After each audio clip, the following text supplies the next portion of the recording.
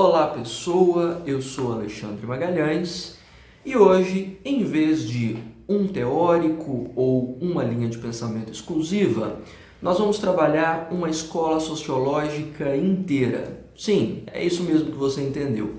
Uma escola sociológica inteira para dar conta de um dos maiores fenômenos que a humanidade já viveu, sobre os ciclos de urbanização e de desenvolvimento da vida moderna. Essa escola sociológica sobre a qual eu estou falando é a Escola de Chicago, na verdade considerada uma das escolas mais geniais na compreensão dos fenômenos urbanizatórios e no impacto que isso teve para a vida humana e para as nossas organizações sociais. Significa que os pensadores de dentro dessa escola e boa parte da teoria que eu pretendo discutir por aqui serve para ser adaptada para qualquer texto com viés urbano, com contato com a dinâmica da cidade ou que tenha alguma influência com o universo do trabalho ou com essas dinâmicas todas que dizem respeito à vida contemporânea. Então, se prepara, porque vem pensadores e teorias por aí que vão ser a marca dos seus textos daqui para frente, combinado? Bom, o primeiro deles, imbatível para praticamente todos os textos, é o senhor Georg Simmel, com o conceito de atitude blasé. Bem, Georg Simmel comenta sobre como dentro do espaço urbano nós nos tornamos indiferentes às outras pessoas. Acredito que você, inclusive, deve experimentar essa indiferença todos os dias, pelo simples fato, por exemplo, de você provavelmente mal conhecer os vizinhos do seu prédio, ou de mal saber o nome dos seus colegas de sala. Estou muito errado? Ou de, muitas das vezes, mal entender que as pessoas mais próximas de você talvez precisem de ajuda e você está muito concentrado nos seus dramas particulares para dar atenção para isso, não é? Então, Georg Simmel analisa que, na medida em que os espaços urbanos evoluem, os laços que mantêm as pessoas unidas entre si deixam de ser afetivos. Ou, buscando um pouquinho de referência em Durkheim, os laços mecânicos se perdem. Ou seja, dentro das cidades hoje, no ritmo de urbanização, o que nos vincula às pessoas não são laços familiares, nem são laços históricos, nem são demandas morais ou afetivas de qualquer natureza. Nós estamos juntos nessas cidades, na verdade, nós podemos conversar por puro interesse de mercado.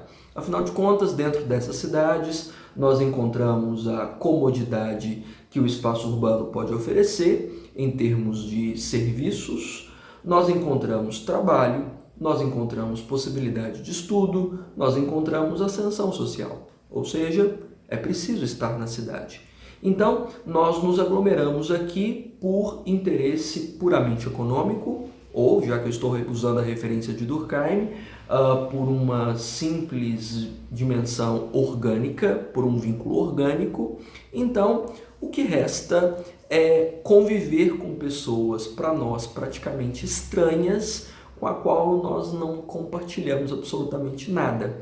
Ou seja, que foda-se você, eu não te conheço, não sei de onde você saiu, então não me interessa se você está bem ou ruim, não me interessa se você precisa de ajuda ou não, se você demanda atenção ou não, se a sua saúde mental está equilibrada ou não. Não faz parte do rol das minhas preocupações. Então nós temos nos tornado cada vez menos humanos do ponto de vista desses laços e cada vez mais focados no nosso bem-estar individual, já que a indiferença reina nessas nossas relações. Isso é, em síntese, a atitude blasé do Sr. Georg Simmel. Entendido o conceito? Então, bora utilizar nos textos. Segundo conceito matador aí para a maioria das redações é o que o Henri Lefebvre discute a respeito dos espaços urbanos ou do direito que nós temos à cidade. Na verdade, o Henri Lefebvre é um dos grandes defensores de que a cidade pertence a todos e não só a alguns grupos que acreditam que são donos dela. Então, designar quais espaços são viáveis para qual grupo circular quais praças devem ou não ser frequentadas por quais grupos sociais, fere brutalmente o direito que o indivíduo tem à cidade e cria, obviamente, mais segregação. Então, segundo Henri Lefebvre, os níveis de violência, os níveis de, digamos, animosidades produzidas cada vez mais dentro desses espaços urbanos são resultado direto das segregações que nós produzimos espacialmente. Quanto mais integrados são esses espaços, mais integradas são as pessoas. Quanto mais receptivo é o espaço urbano, mais receptivas são as pessoas. Quanto mais afetuoso ou acolhedor o espaço parece ser, mais acolhedoras e afetivas também são as pessoas. Traduzindo, o espaço produz o indivíduo. Então, quanto mais nós nos preocuparmos com a qualidade da cidade e oferecermos às pessoas o direito de participar dela, mais harmônica e, obviamente, mais pacificada essa sociedade tende a permanecer, independente do nível dos problemas que ela já traz. Certo? Infelizmente, hoje as discussões sobre segregação social e a forma como a cidade evolui é muito mais para excluir, para criar uma dinâmica de ostracismo, do que para incluir, do que para receber, para acolher. Nós não temos cidades que abraçam pessoas, nós temos cidades que hostilizam e expulsam, infelizmente, né? E isso, na verdade, cria esses espaços em que nós tememos cada vez mais. Entendido aí, senhor Henri Lefebvre? Então, anotado aí como referência fundamental para todos os textos, ok? Além do Henri Lefebvre, nós podemos puxar o Hilary Putnam como outra referência extraordinária para os textos, um pouco ali na ponta do que o Georg Simmel também discute. O Hilary Putnam comenta sobre capital social, é a essência da discussão dele, e sobre como, dentro das nossas construções, nós estamos perdendo o capital social mais valioso e construindo um capital social menos valioso. Quer dizer, então, que relações sociais podem ser mais ou menos valiosas? Sem dúvida. Putnam estabelece 3 escalas de capital social. Segundo ele, existem os laços, existem as redes e existem as conexões. Os laços são as produções mais profundas, mais bem entrelaçadas dentro da nossa condição humana e que de fato nos tornam pessoas melhores, que nos desenvolvem em termos de personalidade, em termos de intelectualidade e que nos impulsionam para um desenvolvimento social mais produtivo. Essas, infelizmente, são as relações que têm perdido cada vez mais espaço dentro da condição urbana contemporânea, até porque a dinâmica do trabalho, as atribulações desse espaço urbano, o peso do medo na vivência desses espaços faz com que o tempo dedicado a esse capital seja cada vez menor, enquanto o tempo das conexões, do capital mais raso, dessas relações mais fugazes, estabelecidas mesmo só na base da necessidade, vamos dizer, um toma lá da cá, eu tenho aqui um serviço para você, você pode pagar por ele? Opa, estabelecemos uma conexão. Eu tenho aqui um carinho de pronta entrega e você tem aí a possibilidade de recebê-lo na forma de um ego bem construído, ótimo, vamos trocar afetos. E isso pode durar 1 hora, 2 no máximo, dentro de aplicativos de relacionamento. Estabelecemos uma conexão e assim nós criamos cada vez mais um capital social raso, superficial e que nos agrega menos na condição de indivíduo. Então, segundo Putnam, nós estamos, na verdade, construindo laços ou essa dimensão de relação social cada vez mais frágil, rasa, efêmera e pouco produtiva para a nossa evolução enquanto indivíduo. Significa que a nossa condição psíquica fica nisso cada vez mais frágil, o nosso desenvolvimento humano também, e obviamente, lá puxando um pouquinho de Georg Simmel, a possibilidade de ajudar os outros quando precisam,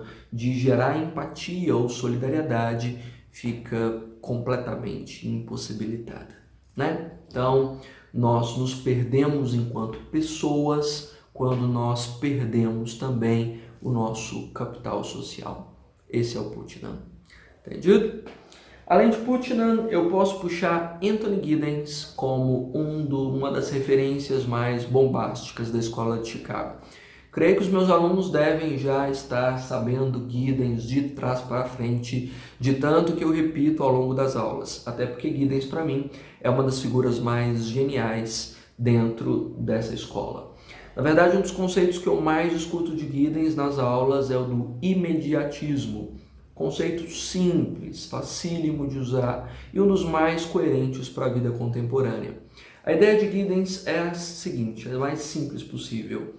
Nós vivemos dentro de uma realidade em que as atribulações são tão grandes, a exigência pelo agora é tão grande, e dentro desse agora existem tantas obrigações, tanta coisa para ser feita, que não sobra tempo para pensar no amanhã, ou nas coisas que talvez se desenrolem no médio e longo prazo. Então você tem a tarefa do colégio para fazer, você tem a redação para entregar no final da semana, você tem as contas para pagar até o final do mês, você tem uma carreira para construir, você tem o relacionamento a qual você precisa dar atenção, são milhares de obrigações no agora. E nós acreditamos que esse agora mereça prioridade.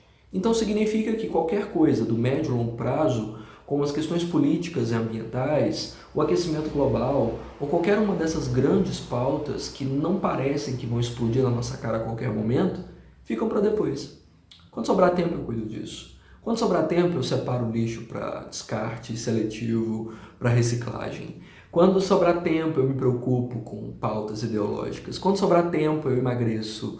Quando sobrar tempo, eu reviso a minha alimentação. Quando sobrar tempo, eu frequento psicólogo, coisas do tipo. Ou seja, as questões que na verdade são as mais graves dentro dessa sociedade não são lidas por ela como necessárias, são lidas como supérfluas. E no nosso imediatismo é que ficam as coisas de fato supérfluas, né? Afinal de contas, né, se você deixou de pagar a conta ou não, né, a partir do momento que esse mundo estiver destruído, dentro de uma guerra ou superaquecido, não vai fazer muita diferença, né? Se seu boleto está pago, depois você está morto de fome ou de bala na testa, em função dos conflitos que devem se desenvolver nos próximos anos. Mas é com o boleto que você está preocupado agora, né? Então, essa dinâmica do imediatismo, das demandas contemporâneas do espaço urbano é a base fundamental do senhor Anthony Giddens. Entendido? Então, vai aí um conceito extraordinário para se adaptar em todos os textos. Além de Giddens, outro que você deve usar e deve procurar adaptar para a maioria das redações é o conceito do James Wilson e do George Kelly sobre a teoria das janelas quebradas. É uma das bases que eu mais adoto também, principalmente para tratar sobre segurança pública. A ideia deles é muito simples, parte de uma metáfora que na verdade sua tia, sua avó, sua mãe provavelmente conhecem muito bem. A ideia é, se existe um movimento, conservação ou espaços que demonstram cuidado, a tendência é que o crime não aproxime. Ou seja, sabe quando sua mãe sai de casa e deixa uma luz acesa ou a televisão ligada para mostrar movimento, para que isso não atraia os bandidos? É a mesma ideia. Ou seja, se existe algum tipo de movimento, se existe algum traço de conservação ou algum sinal de presença, significa que a lógica do crime tende a não se aproximar. A lógica contrária funciona, ou seja, se existe qualquer sinal de abandono, se existe uma janela quebrada, se existe algum sinal de ausência, o traço do crime tende a se desenvolver, ou a possibilidade do crime tende a acontecer. Então, significa que se o Estado não está presente, significa que se não há conservação das vias públicas, se não existe, por exemplo, um policiamento ostensivo ou qualquer coisa parecida, geralmente é aí que se infiltra o Estado paralelo, é aí que se infiltra o crime organizado, é por aí que os assaltos costumam se desenvolver, é por aí que a realidade do crime costuma aflorar.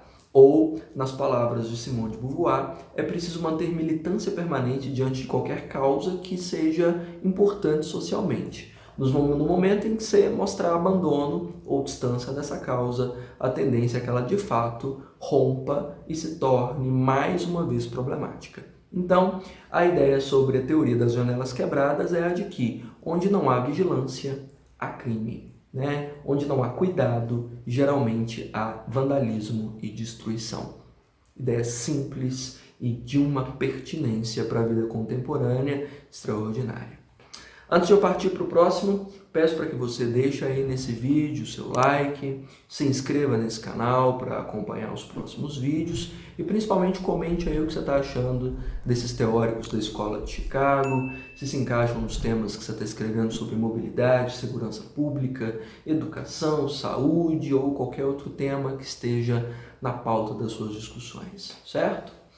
E para fechar essa discussão com pelo menos mais uma teórica vinculada a essas questões urbanas, eu creio que Ruth Glass seja uma das referências mais válidas. Ruth Glass traz o mega conceito de gentrificação. É um dos conceitos mais fortes para essa época, principalmente porque ela recai sobre o ponto nodal da crise urbana contemporânea, os problemas com moradia. Ou seja, na visão da Ruth Glass, quanto mais serviços e quanto mais, digamos, qualidade infraestrutural existe numa região, maior a tendência de que os valores dos aluguéis e das propriedades cresçam. Questão natural, né? Ou seja, se brota um shopping aí do lado da sua casa, a tendência é que essa propriedade fique mais cara, ou que o aluguel da sua casa suba. É natural que isso ocorra, né? O problema, na maioria das vezes, é que isso expulsa as populações originais.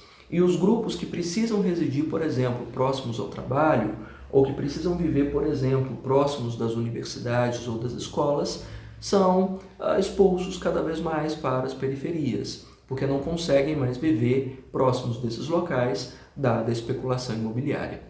Ou seja, esse processo de gentrificação, de gourmetização de algumas áreas em função de alguns serviços que brotam, faz com que progressivamente haja também um processo agregado de favelização. Ou seja, as regiões urbanas tornam-se cada vez mais divididas entre aquelas mais encarecidas e sofisticadas, onde só a classe mais abastada consegue sobreviver, e as regiões empobrecidas, carentes de serviços, abandonadas pelo Estado, distantes do trabalho, que vão, na verdade, demandar muito mais recursos de mobilidade urbana do que aquelas anteriores. E é daí você já entende o caos em que nós nos entramos. Se as pessoas vivem afastadas das zonas urbanas convencionais, elas vão ter mais gastos com mobilidade, mais expostas à violência, sem acesso à infraestrutura urbana de saneamento básico, sem acesso aos serviços básicos de saúde, e aí nós entramos nesse colapso vivido hoje, claro, dentro do espaço urbano. Então, a moradia talvez mesmo seja o ponto nodal da principal crise vivida hoje dentro dos espaços urbanos brasileiros. Entendido? Então, Escola de Chicago nas cabeças e redações espetaculares daqui para frente, certinho? Espero ter sido útil com essas referências, comecem a empregá-las em todos os textos, são coringas para todas as redações. E espero você no próximo vídeo. Feito? Até lá então.